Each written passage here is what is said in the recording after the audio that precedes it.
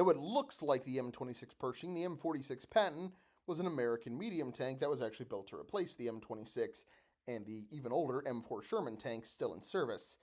It was one of the U.S. Army's main medium tanks in the early Cold War, with models in service from 1949 until the mid-50s. It was not exported as widely as some other U.S. Army designs, including its follow-on relatives, and only in small numbers to train crews for other Patton tank variants. The tank's name, unsurprisingly, came from the famous General George Patton, commander of the Third Army during World War II, and one of the earliest American advocates for tanks' use in battle.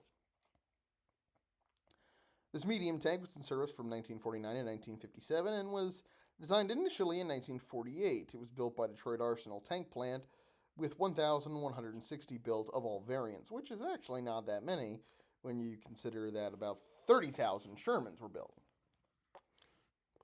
Weighing 48 tons, the tank was 27.8 feet long, 11.5 feet wide, and 10.4 feet tall, with a crew of 5, the being commander, gunner, loader, driver, and assistant driver.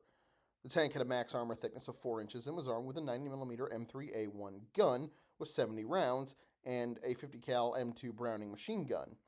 The engine is a Continental AV1795A V12 air-cooled twin-turbo gas engine with 810 horsepower, mated to a GM CD850-3 or CD850-4 transmission with a torsion bar suspension. This gave it a maximum speed of 30 miles an hour, and its 232-gallon gas tank gave it a range of about 81 miles.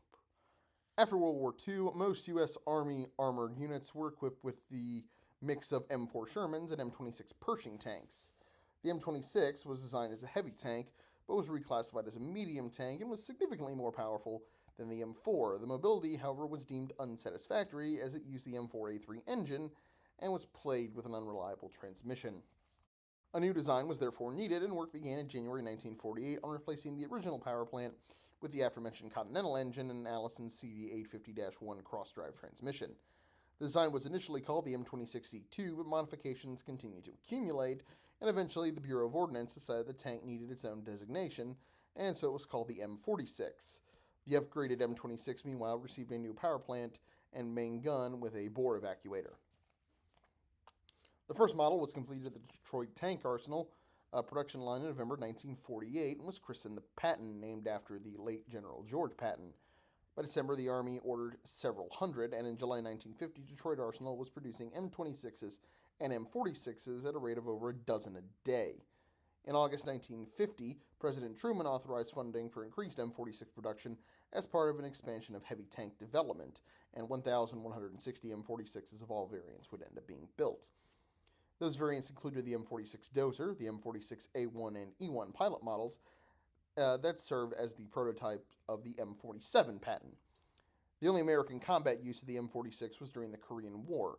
On August 8, 1950, the 1st M46 Battalion, the 6th Tank Battalion, landed in South Korea. They proved capable against the North Korean T-34-85s.